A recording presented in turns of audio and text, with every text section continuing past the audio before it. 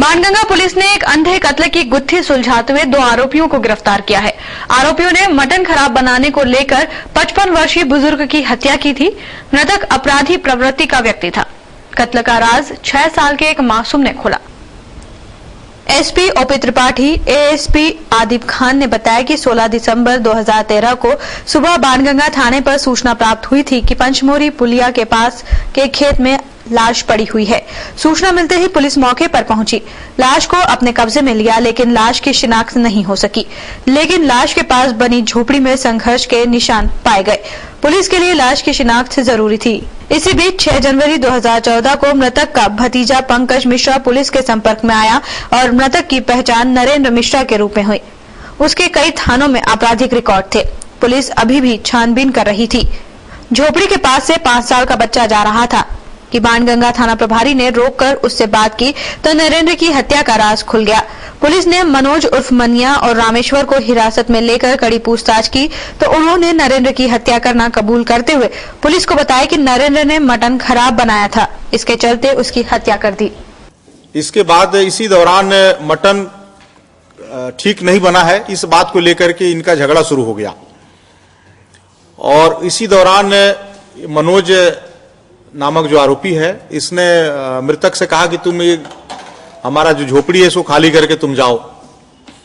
उसने मना कर दिया कि मैं खाली करके नहीं जाऊंगा और इस पर इनकी बातचीत होने लगी और इसी दौरान इसका जो मनोज का जो दूसरा साथी था रामेश्वर, उसने डंडे से इसके सिर में प्रहार किया नरेंद्र के, जो मृतक है, जिससे वो गिर गया और मनोज उर्फ मनिया ने, मृतक ने एक माला पहन रखी थी धागे में लगा करके गले में, उसको खींच दिया और लात घूंसों से उसके साथ मारपीट की और ये भी शराब के नशे में होने से ये उसको छोड़ करके चले गए और इनके द्वारा मारपीट और ठंड के समय में बाहर पड़ा रहा, इससे उसकी मृत्यु हो गई और मृत्यु होने के बाद फिर इन लोगों ने पुलिस को कोई सूचना नहीं दी।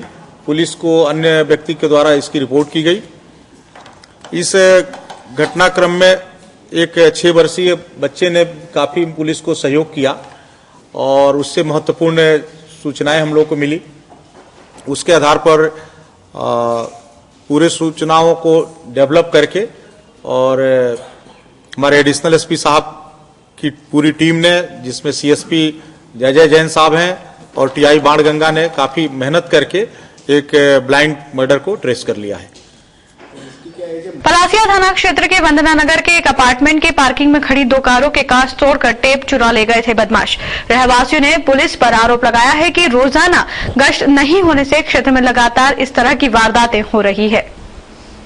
शहर की पुलिस की सुस्ती का बदमाश जमकर फायदा उठा रहे हैं। वे जब चाहे जहां चाहे वारदात को अंजाम देकर चंपत हो जाते हैं, जिसका नतीजा आमजन को भुगतना पड़ता है। बीती रात पलासिया थाना क्षेत्र के वंदना नगर के एक अपार्टमेंट की पार्किंग में खड़ी कारों के शीशे तोड़कर बदमाश टेप ले उड़े। रहवासियों ने इसका पूरा दोष पुलिस के माथे पर फोड़ा।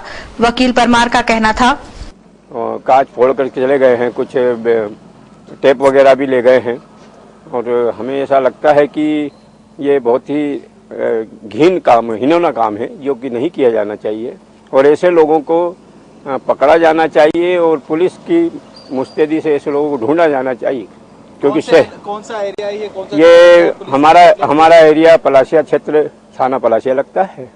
इसमें प्रभावित व्यक्ति ने शायद कंप्लेंट करी है, अब पुलिस तफ्तीश करेगी। क्राइम ब्रांच ने फर्जी मार्कशीट कांड के मामले में इंदौर के 2 और आरोपियों को गिरफ्तार किया है, जिसमें से एक कोचिंग क्लास का संचालक है।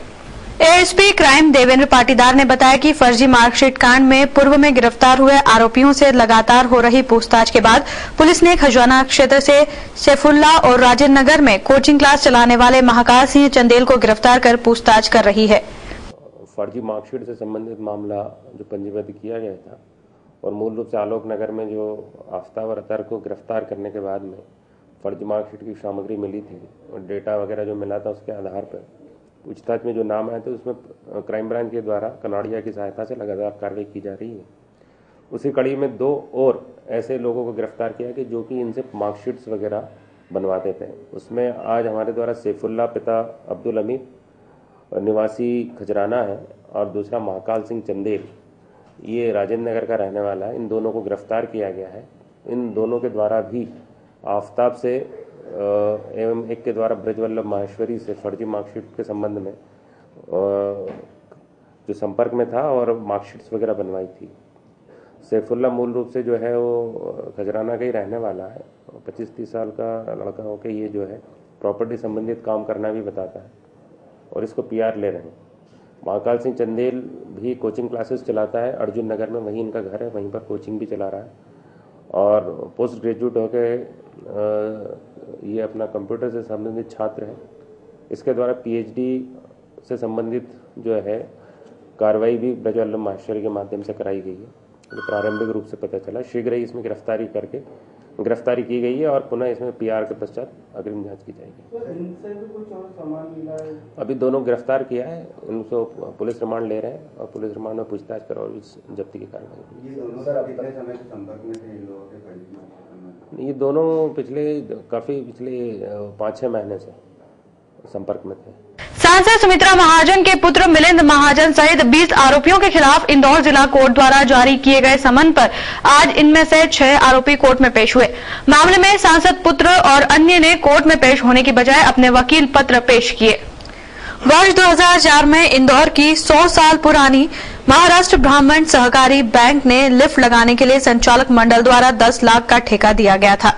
लिफ्ट नहीं लगने के बावजूद भी संचालक मंडल ने ठेकेदार को उक्त राशि का भुगतान कर दिया, जिसकी शिकायत बैंक के पूर्वाध्यक्ष अनिल कुमार धड़वई वाले द्वारा सहकारिता विभाग को की गई थी। लेकिन विभाग द्वारा कोई कार्रवाई नहीं किए जाने पर शिकायतकर्ता ने जिला कोर्ट में निजी परिवाद लगाया था। जिला सत्र न्यायाधीश श्रीमती NV कौर कांद्रा द्वारा मामले में बैंक के तत्कालीन संचालक सांसद सुमित्रा महाजन के पुत्र मिलिंद महाजन, अध्यक्ष यशवंत डबीर सहित 20 कर्मचारियों और संचालक मंडल के संचालकों को नोटिस जारी किए गए थे। आज उक्त मामले में बैंक के 6 कर्मचारी और संचालक उपस्थित हुए, जबकि सांसद पुत्र सहित अन्य 14 आरोपियों के वकीलों ने कोर्ट में पत्र पेश किया। शिकायतकर्ता धड़वई वाले ने बताया कि उक्त सभी आरोपियों को आगामी दिनों में कोर्ट में पेश होना अनिवार्य होगा। सुसाइड कर लिया, बेचारे परेशान थे। उस प्रकरणों में कई भ्रष्टाचार के प्रकरण थे, लिफ्ट थे उसमें और सब संचालक उसमें मिक्स थे। अब ये धोखाधड़ी और मिलीभगत से हुए जो प्रकरण उसमें एक मामला था बैंक में लिफ्ट लगाने का। बैंक का जो मुख्यालय खातीपुरा में, उसमें लिफ्ट लगाने के लिए एक प्रस्ताव पास हुआ 2002 में और 2002 में ये प्रस्ताव बोर्ड में स्वीकृत हुआ। फिर 2002 में महीने भर बाद परचेस कमेटी में हुआ और बड़ा विधिवत उन्होंने कर दिया था। लेकिन उसमें न कोटेशन न कोई विधिवत जो प्रक्रिया है अपने ही नहीं हुई और 10 लाख रुपए लिफ्ट लगाने के लिए मंजूर किए गए और लिफ्ट तो लगी नहीं, न लगने की संभावना है क्योंकि बैंक परमानेंट बंद हो गई है। तो ये 10 लाख एडवांस में ही दे दिए गए, उसके पेमेंट चुकता गया। ये सरासर धोखाधड़ी हुई थी। तो इसके खिलाफ मैं लगभग 8 साल 10 साल से लगातार सभी भ्रष्टाचार के मामले में 1997 से चला रहा हूँ। इस प्रकरण में मैंने अभी आखिर याचिका लगाई, प्राइवेट कंप्लेंट लगाई थी पुलिस में और पुलिस ने उसको अस्वीकार करने के बाद मैंने यहाँ याचिका लगाई। उसे निचली अदालत ने रिजेक्ट कर दिया था कि ये सिविल मैटर है और डीजे साहब के सामने आदरणीय मैंने कहा कि ये मामला सिविल का है ही नहीं, ये तो पूरा धोखाधड़ी का मामला कि लिफ्ट लगी नहीं, न तार खींचेगा और 10 लाख रुपए जैसे अमाउंट निकाल लिए गए। हाँ, दे दिए गए, पेमेंट ही दी गई। तो ये सब प्रक्रिया के विपरीत सब हुआ है, लापरवाही हुई है, भ्रष्टाचार हुआ, तो उन्होंने उस बात को स्वीकार कर लिया। आज क्या हुआ? और इसमें मिलिंद महाजन जो सांसद पुत्र जो है वो 2002 में he was in board meeting, he was a warrant of the director. वो परचेस कमेटी में थे। 2 मीटिंग होती है, एक बोर्ड मीटिंग होती है, पहले परचेस कमेटी में होती है जिसमें प्रस्ताव पास होता है किसी चीज को खरीदने के लिए, और बोर्ड मीटिंग में। तो दोनों मीटिंग में सांसद पुत्र मिलिंद महाजन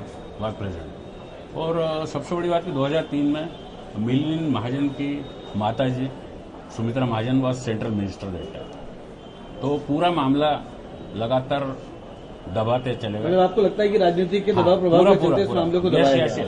ये इसी तरह सिलसिला जा रहा है। इसकी कंप्लेंट में कॉर्पोरेट डिपार्टमेंट थ्रेट तक करता रहा, लोकायुक्त की उनकी, लेकिन उसका कोई असर नहीं। फिर आखिर यहाँ ऐसा लगा कि यहाँ कोई न्याय मिलेगा। और आज मिलिंद महाजन तो मौजूद नहीं थे, लेकिन 6 डायरेक्टर मौजूद थे, 7 डायरेक्टर, शंकर गिरी, रविंद्र देशपांडे, उसके बाद शंकर गिरी, रविंद्र देशपांडे, विकास पुंडलिक, ये अभय गदरे, चंद्रशेखर लोंडे, ये 5-6 डायरेक्टर यहाँ मौजूद थे। बाकी लोगों ने हमारे पास वकील पत्र दिया है। उन्होंने परिवार की कॉपी मांगी, आज परिवार की कॉपी उनको दे दी गई है। तो निकट भविष्य में इसके ऊपर सुनवाई होगी और संभावना है कि फेयर में लगेगा, क्योंकि ये खुला भ्रष्टाचार है। एक बार फिर से आपका नाम? अनिल कुमार, दड़वई वाले, भूतपूर्व अध्यक्ष महाराष्ट्र का। हीरानगर क्षेत्र के गौरीनगर में रहने वाली एक महिला ने खुद को जिंदा जलाया। वहीं एरोड्रम थाना क्षेत्र के महावीर नगर में महिला पर जलती हुई चिमनी गिर गई। दोनों महिलाओं की मौत हो गई है। पुलिस ने मर्ग कायम कर जांच शुरू कर दी है। हीरानगर पुलिस के अनुसार गौरीनगर में रहने वाली गीता पति कमलेश ने पारिवारिक विवाद के चलते खुद पर केरोसिन डालकर आग लगा ली। परिजन उसे गंभीर हालत में एमवाय अस्पताल लेकर आए, जहां इलाज के दौरान गीता की मौत हो गई। हालांकि महिला के बयान नहीं हो सके, लेकिन वह प्रताड़ना से तंग थी। महिला का एक बेटा भी है। पुलिस ने मर्ग कायम कर लाश को पोस्टमार्टम के लिए एमवाय अस्पताल भिजवा दिया। परिजनों का कहना था, की भी हमारे पास रिपोर्ट है। शादी 2012 में हुई थी, 25 अप्रैल। एक छोरा है, एक अभी साल भर का भी नहीं हुआ। ये गणेश नगर में परदेसीपुरा डमरूस्ता चौराहे में। तो आज क्या हो गया? ये कल भी दारू पी के आया, खूब मारा कूटी करी इसने। कितने दारू पी? ये कमलेश ने। कौन है? कमलेश हमारा जमाई है। तो क्या हुआ पूरा बताएं, लड़की के दिन क्या कारण है? उन्हें मारा कूटी, पहले चप्पल से मारा कूटी करी, फिर उसके बाद घांसले डाला, फिर आग लगा दी उसने। अच्छा, तो क्या लड़की की डेथ हो गई? और फिर वो शांत हो गई रात को 1 बजे। कब जलाया लड़की को इन्हें? हमारे घर में 6 बजे फोन आया था। किसका फोन है? ये सामने रहते हैं लड़की के सामने। क्या फोन है? कि आपकी लड़की जल गई है, कि जल्दी से आ जाओ काका। तो मैं गाड़ी से गया और इसको फिर लेके आया रिक्शा में। तो उस समय घर पे कोई नहीं था? कोई भी नहीं था, सब भग गए थे। वहीं एरोड्रम थाना क्षेत्र के महावीर नगर में मायापति भागीरथ के ऊपर जलती हुई चिमनी गिर गई। उसे भी गंभीर हालत में एमवाय अस्पताल लाया गया, जहां इलाज के दौरान उसकी भी मौत हो गई। घटना की जानकारी देते हुए परिजनों का कहना था, स्टोव भी था और कैन रखी थी 5 लीटर की केरोसिन की। उसके गिरने के कारण पूरा केरोसिन मेरे ऊपर आ गया और चिमनी जली, एकदम से भपक गई। तो जीजा सब बाहर थे, तो कुछ ड्रिंक वगैरह भी किए थे। संडे का रोज था, तो आए और वो बुझाने के चक्कर में तो वो भी जले हुए हैं। भाई इतना ही कुछ है। गवाह में जो सिस्टर ने बताया वही है। ये क्या कर रही थी उस समय?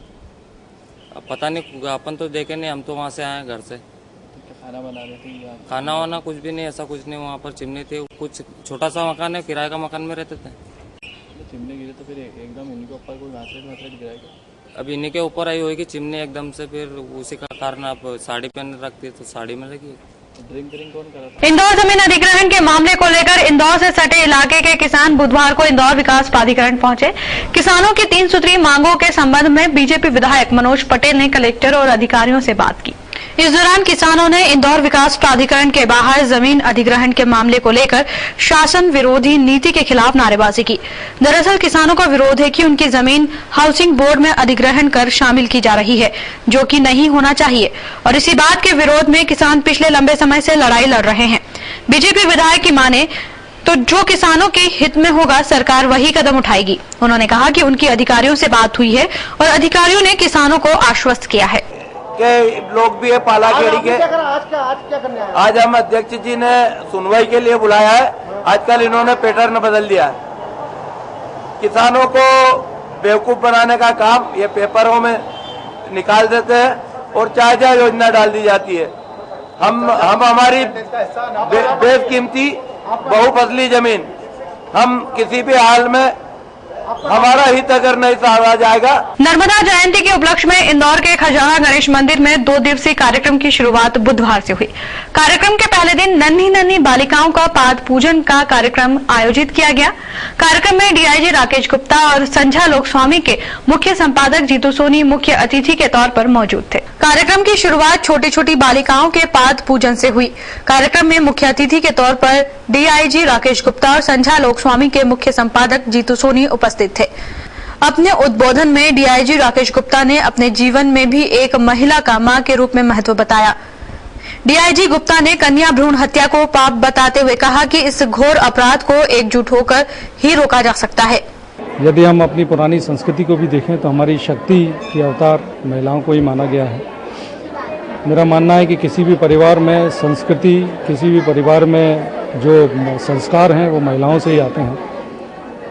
ऐसा पाप जो भी करते हैं, महिला भ्रूण हत्या का पाप, मुझे लगता है ये बहुत ही गलत है। समाज की उन्नति के लिए महिलाओं का होना बहुत आवश्यक है और समाज की ये वो शक्ति है जो समाज को संस्कृति, सम्मान सभी को दिलाती है। 2 दिवसीय इस कार्यक्रम का समापन गुरुवार को होगा। राज्य सरकार की मंशा अनुसार इंदौर विकास प्राधिकरण अगले 5 सालों में 30,000 आवासों का निर्माण करेगा। प्राधिकरण इन मकानों को आवंटन गरीब और मध्यम वर्गीय परिवारों के लिए करेगा। पूर्व में जिन आवासीय योजनाओं के भाव तय कर दिए गए हैं, उनके दामों में फिलहाल कमी करने के लिए कोई निर्णय नहीं हो सका। विकास प्राधिकरण की बैठक में शहर के विकास के मुद्दे को लेकर अहम बैठक हुई। बैठक में गरीबों और मध्यम वर्गीय परिवारों के लिए आवास उपलब्ध कराने पर जोर दिया गया। बैठक के दौरान यह तय किया गया कि 5 सालों के आईडीए के 30,000 आवासों के निर्माण पर सहमति जताई गई है। इधर प्राधिकरण ने पूर्व में जो आवासों का निर्माण किया था, उनके भाव कम करने के प्रयास भी विफल हो गए हैं। प्राधिकरण महंगे आवासों के नहीं बिकने के बाद भी कीमत घटाने के लिए तैयार नहीं है। देखिए, नए की ये बात सही है कि जो केंद्र सरकार का नया नियम आया है उसको लेके जहाँ तक विकास प्राधिकरण की बात है उसको लेके समस्याएं जरूर है, पर चूंकि कानून बन चुका है, कानूनों के बीच में से ही हमको काम करना है, तो हम इसमें ऐसा कोई फार्मूला निकाल नहीं लेंगे जिसमें शहर का विकास भी और किसानों को परेशानी का सामना कम करना पड़े और किसानों का हक भी नहीं मारा जाए। आईडीए गरीबों का आवास के मुद्दे को बहुत जोर दे रहा है। क्या रणनीति है आईडीए की, किस तरह से उनको सस्ते आवास उपलब्ध कराने की योजना है? माननीय मुख्यमंत्री जी ने जिस प्रकार घोषणा की थी, पूरे प्रदेश में लगभग 5 लाख मकान बनाने का लक्ष्य उन्होंने आने वाले 5 सालों में मिशन 2018 में कहा है। उन 5 लाखों में इंदौर को जो लक्ष्य दिया गया है वो 30,000 गरीबों के लिए आवास बनाने का दिया गया है। उस 30,000 गरीबों के आवास बनाने के लिए हमारा बोर्ड अग्रसर है और उसमें हम काम भी कर रहे हैं। आज जो बोर्ड की बैठक हुई थी उसमें लगभग 1244 आवास बनाने की सैद्धांतिक स्वीकृति हो गई है और इसमें यह भी निर्णय लिया गया कि कमजोर और गरीब वर्गों के लिए कम लागत के लगभग 4 लाख से लेकर 5 लाख तक इस राशि के फ्लैट बनाए जाने चाहिए। इसके अलावा 94 स्कीम में 146 आवास जो कि बन चुके थे वो उपलब्ध हैं और वो लगभग 4 लाख के आसपास के हैं, वो लॉटरी सिस्टम से हम व्ययन करेंगे। तो इस प्रकार से हम चाहते हैं कि आने वाले समय में हम और जमीन ढूंढ रहे हैं जिसमें कि हम गरीबों के लिए आवास बना सकें। क्या गरीबों का क्राइटेरिया क्या तय करा है? इसमें शासन स्तर पे जो नीति बनी हुई है उस नीति के अंतर्गत जो क्राइटेरिया है उसी के अंतर्गत व्ययन होगा। शासन ने नीति बनाई है उसमें कि जो वार्षिक आय जिसकी हो उस वार्षिक 1 लाख वार्षिक आय कम लोगों को ही। बैठक के दौरान निजी मोबाइल कंपनी को कुछ स्थानों पर टावर सशर्त लगाने की अनुमति देने पर सैद्धांतिक मंजूरी दी गई है। बैठक के दौरान सदस्यों की आपत्ति के बाद पीपीपी मॉडल पर तैयार किए जा रहे प्रोजेक्ट में संबंधित कंसल्टेंट को दिए जाने वाले 65 लाख रुपए का पुनरीक्षण करने पर सहमति बनी। इधर धार रोड से एयरपोर्ट रोड तक बनाए जाने वाले एलिवेटेड मार्ग की योजना के संबंध में कंसल्टेंट से प्रोजेक्ट रिपोर्ट बनवाने का निर्णय लिया गया। 7 फरवरी तक केबल टीवी उपभोक्ता द्वारा जानकारी नहीं दिए जाने पर केबल कनेक्शन बंद करने के आदेश को इंदौर के केबल ऑपरेटर संघ ने हाईकोर्ट में चुनौती दी है। सूचना प्रसारण मंत्रालय द्वारा केबल कनेक्शन धारियों को हर हाल में 7 फरवरी तक अपना कस्टमर एप्लीकेशन पंजीयन फॉर्म जमा कराने की अनिवार्यता की गई है। इसे मालवा केबल ऑपरेटर संघ ने हाईकोर्ट इंदौर में चुनौती दी है। आज हाईकोर्ट में इस मामले की सुनवाई हुई, लेकिन आज केंद्र सरकार के वकील द्वारा टेलीकॉम रेगुलेटरी एक्ट की जानकारी के लिए समय मांगने पर सुनवाई पूरी नहीं हो पाई। कल भी हाईकोर्ट में इस मामले में सुनवाई होगी। इसमें क्या प्रेयर की गई, आज क्या सुनवाई हुई हाईकोर्ट में? इसमें मुख्य तौर पे ये दो भागों में विभाजित है कि सबसे पहले तो अंतरिम राहत मांगी गई है। वो ये है कि कस्टमर एप्लीकेशन फॉर्म 7 फरवरी तक भर के एमएसओ के यहाँ जमा करवाने हैं। हर कस्टमर का जो एलसीओ लोकल केबल ऑपरेटर को लेके एमएसओ को जमा करने पड़ेंगे। इसमें मुख्य प्रश्न जो हमारी मुख्य ऑब्जेक्शन हमारी तरफ से है वो ये कि चूँकि पूरा का पूरा cable networking local cable operator ने डेवलप किया है, तो रिश्ते जो होने चाहिए कस्टमर के लोकल केबल ऑपरेटर के माध्यम से होने चाहिए। इस कस्टमर एप्लीकेशन फॉर्म के माध्यम से फॉर्म बाणगंगा, केसरबाग और कनाड़िया रोड के बाद इंदौर जिला प्रशासन अब इंदौर के आरएनटी मार्ग को चौड़ा करने की कवायदों में जुटा है, लेकिन स्थानीय व्यापारी सड़क चौड़ीकरण के खिलाफ लामबंद हो गए हैं। प्रशासन इस सड़क को 80 फीट चौड़ी करना चाहता है, लेकिन स्थानीय व्यापारी चाहते हैं कि इस सड़क की चौड़ाई 60 फीट ही रहे ताकि उनके व्यापार व्यवसाय प्रभावित न हो। हालांकि व्यापारियों के तीखे विरोध के बाद अब जनप्रतिनिधि बीच का रास्ता निकालने में लगे हुए हैं। मुख्यमंत्री शिवराज सिंह चौहान इंदौर को अपने सपनों का शहर बताते हैं और इंदौर को देश के टॉप 10 शहरों में शुमार करने का दावा भी करते हैं। मुख्यमंत्री के सपनों को विकास के पंख लगाने में अधिकारी भी जी जान से जुटे हैं और एक के बाद एक सड़क का काम हाथ में लेकर उन्हें चौड़ा करने की जुगत में लगे हैं। बाणगंगा, केसरबाग और कनाड़िया रोड के बाद अब प्रशासन ने इंदौर शहर के आरएनटी मार्ग को चौड़ा करने का काम हाथ में लिया है। प्रशासन इस सड़क को मास्टर प्लान के अनुरूप 80 फीट चौड़ा करना चाहता है। वहीं इस सड़क के चौड़ीकरण की मुख्य बाधा है छावनी रोड। जब प्रशासन ने इस क्षेत्र का सर्वे करना शुरू किया, तब से ही यहाँ के व्यापारियों ने सड़क चौड़ीकरण का तीखा विरोध करना शुरू कर दिया। व्यापारियों के विरोध के बाद जनप्रतिनिधियों ने बीच का रास्ता निकालने की पहल की। मंगलवार को स्थानीय व्यापारियों ने क्षेत्रीय विधायक उषा ठाकुर और क्षेत्रीय पार्षद के साथ विवादित सड़क का दौरा किया। दौरे के बाद क्षेत्रीय पार्षद मीना अग्रवाल ने व्यापारियों के सुर में सुर मिलाते हुए सड़क की चौड़ाई 60 फीट रखने पर अपनी सहमति जताई। यहाँ पे जो आरएनटी मार्ग चौड़ा किया जा रहा था, उसके लिए एक बैठक रखी गई थी और उस बैठक में यह तय हुआ है कि मतलब क्षेत्रीय पार्षद और क्षेत्रीय विधायक मौका मुआयना करें, तो हम लोग मौका मुआयने के लिए निकले थे कि यहाँ की स्थिति क्या है।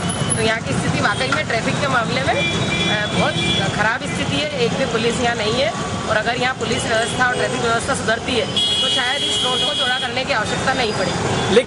वहीं अपने व्यापार व्यवसाय की चिंता से घिरे व्यापारी भी सड़क की चौड़ाई को यथावत रखने की मांग कर रहे हैं। इसके लिए उन्होंने कुछ सुझाव और विकल्प भी प्रशासन को सुझाए।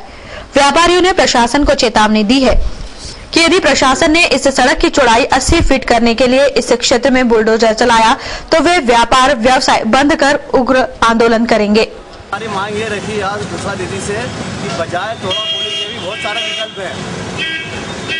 मसलन कि आप उधर से वन वे करें अग्रसेन चौराहे से लेके मधु मिलन तक का, और जो BRTS का बना है वो जो लोडिंग वाले हैं, ये इधर जो सवारी आती है या रंगाड़ा वाले आते हैं, इनको यहाँ अंदर नहीं आना दिया जाए। और स्कूल की बसें सबसे ज़्यादा आती है पीक टाइम पे 1:30 बजे से लेकर 3:30-4 बजे तक। वो जो GPO से लेके नंबर 2 स्कूल तक किसी जगह भी इसको वो डाइवर्ट कर सकते हैं। ऐसे बहुत सारी हमने प्लान बताए इनको और बहुत सारे विकल्प हैं, वो इस पर कर सकते हैं। तोड़ फोड़ने की जरूरत ही नहीं पड़ेगी। और पुलिस जवान निहायत जरूरी है, जो एक भी पॉइंट पे यहाँ रहता नहीं है, वो सिर्फ एंट्री वसूल करने के लिए उधर चले जाते हैं मंडी गेट पे। पॉइंट बहुत थाने पे जाके साइन करके आते हैं, लेकिन यहाँ पे छावनी चौराहा पे एक नहीं दिखता है, जिससे यातायात की व्यवस्था अव्यवस्था हो जाती है। हमारा प्रशासन से यही निवेदन है कि उसका विकल्प हमारा हमने दिया है, वो हम भी और दे रहे हैं। हालांकि शिवराज से मिले फ्री हैंड के बाद प्रशासन तो ऐसे लोगों से सख्ती से निपटना चाहता है, लेकिन कहीं न कहीं जनप्रतिनिधियों का हस्तक्षेप शहर के विकास को लगने वाले पंख में एक बड़ी रुकावट बना हुआ है। अब देखना यह है कि व्यापारियों के विरोध के बाद प्रशासन क्या रुख अपनाता है। प्रदेश में नई सरकार के गठन के लगभग 2 महीने बाद अब शासन के आदेश पर इंदौर नगर निगम ने सफाई व्यवस्था को सुचारू रूप से संचालित करने के लिए 100 दिवसीय कार्य योजना बनाई है। इस 100 दिवसीय योजना में निगम के सार्वजनिक स्थानों, फल एवं सब्जी मंडियों, स्कूल, कॉलेज, धर्मस्थल सहित बस स्टैंड और रहवासी क्षेत्रों को चिन्हित किया गया है। इस 100 दिनी योजना की प्रोग्रेस रिपोर्ट नगर निगम को हर महीने शासन को भेजनी होगी, जिसमें घर घर से कचरा एकत्रित करने का काम भी अहम होगा। हालांकि अभी तक घर घर से कचरा इकट्ठा करने में किसी भी निजी कंपनी ने कोई रुचि नहीं दिखाई है। मुख्यमंत्री शिवराज सिंह चौहान ने तीसरी पारी संभालते ही सभी मंत्रियों को अपने अपने विभाग की 100 दिनी कार्य योजना बनाने के लिए आदेशित किया था। हालांकि नई सरकार के गठन को लगभग 2 महीने पूरे हो चुके हैं और 100 दिनी कार्य योजना पर जमीनी काम अब शुरू किया जाएगा।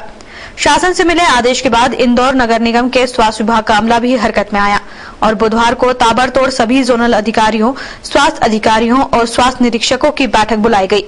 बैठक में मौजूद सभी निगम अधिकारियों और कर्मचारियों को स्वास्थ्य समिति प्रभारी मुन्नालाल यादव, अपर आयुक्त सुरेंद्र कथुरिया और मुख्य स्वास्थ्य अधिकारी डॉक्टर DC गर्ग ने आवश्यक दिशा निर्देश दिए। बैठक में मौजूद कर्मचारियों और अधिकारियों ने भी सफाई व्यवस्था को संचालित करने के दौरान आने वाली मैदानी समस्याओं से अवगत कराते हुए आवश्यक सुझाव दिए। बैठक और शासन की 100 दिवसीय विशेष साफ सफाई कार्य योजना के बारे में जानकारी देते हुए स्वास्थ्य विभाग के प्रभारी और MIC सदस्य मुन्नालाल यादव ने बताया कि इंदौर नगर निगम को शासन की तरफ से 100 दिवसीय कार्य योजना के तहत निम्नलिखित बिंदुओं पर जो आदेश मिले हैं उसका सख्ती के साथ पालन कराया जाएगा, जिसकी प्रतिमाह प्रोग्रेस रिपोर्ट शासन को भेजी जाएगी। जो भी कर्मचारी या अधिकारी इस मामले में लापरवाही बरतेगा उस पर विभागीय कार्रवाई की जाएगी। कितने कम स्टाफ में वैसे भी निगम के पास अब जो ये बात सही है कि उसमें 2-3 बिंदु ऐसे भी हैं जो जैसे डोर टू डोर कलेक्शन का वो आउटसोर्सिंग नगर निगम कर रहा है, वो अभी करना संभव नहीं है। बाकी वर्तमान में बहुत सारे काम ऐसे जो किए जा सकते हैं जिसमें कर्मचारी अधिकारी लापरवाही करते हैं, साधन जो नगर निगम के साधन हैं उनका उपयोग नहीं करते हैं, तो कम से कम जो निगम के पास साधन है उनका 2 शिफ्ट में उनका उपयोग हो, और जो काम में लापरवाही हो रही हो जैसे जो सफाई से संबंधित उनको पूरा किया जा सके।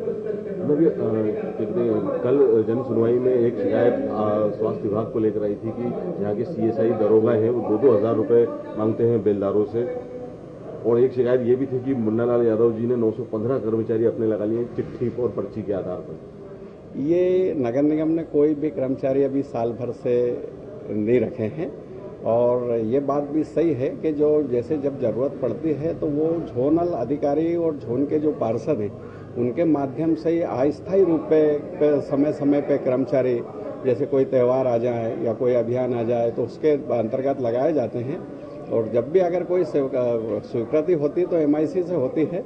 मेरे को कोई भी व्यक्तिगत ऐसा कोई अधिकार प्राप्त नहीं है कि मैं किसी को लगा लूं और उसका पेमेंट मिल जाए, तो ये बात तो कहना गलत है। और दूसरा बताएं डोर टू डोर कलेक्शन की जो बात आ रही है जिसको प्राइमरी वो कलेक्शन उसके लिए कंपनी इंटरेस्ट ही नहीं दिखाती है। हाँ, उसके लिए निगम क्या करे? ये हमने डोर टू डोर का जो पहले टेंडर ऑनलाइन जारी किया था उसमें 5 कंपनियां वाले आए थे और उन्होंने अपनी बात कही थी। उन्होंने कहा था कि भाई हमारी सुरक्षा होना चाहिए 2 ही तरह से, हमको जो राशि जनता से कलेक्ट करना है उसकी भी हमें गारंटी होना चाहिए क्योंकि जनता उनको देती नहीं, और दूसरा पूरे क्षेत्र का नेचर ऐसा है कि यहाँ पर 40% अभी भी क्षेत्र में डोर टू डोर कलेक्शन होता है, वो जागीरदार लोग करते हैं। अपने गंभीर अभिनय के दम पर बॉलीवुड में अलग पहचान बनाने वाले मशहूर कलाकार आशुतोष राणा बुधवार को मीडिया से रूबरू हुए। फिल्मी जगत में नेगेटिव किरदारों के रूप में अलग ही छाप छोड़ने वाले आशुतोष ने बड़ी ही बेबाकी से मीडिया के सवालों के जवाब दिए। आम आदमी पार्टी के बारे में आशुतोष ने अपने खुलकर विचार रखे। साथ ही आशुतोष ने PM दौड़ में शामिल राहुल गांधी और नरेंद्र मोदी पर भी अपनी बेबाक राय रखी। फिल्म अभिनेता आशुतोष राणा दशहरा मैदान पर आयोजित एक धार्मिक समारोह का आयोजन 24 फरवरी से 2 मार्च तक अपने गुरु देव प्रभाकर शास्त्री के सानिध्य में करने जा रहे हैं। इस सिलसिले में सुबह इंदौर प्रेस क्लब में प्रेस से मिले कार्यक्रम में पत्रकारों से चर्चा करते हुए राणा ने कहा कि 1.25 करोड़ शिवलिंग का निर्माण कर यज्ञ किया जाएगा।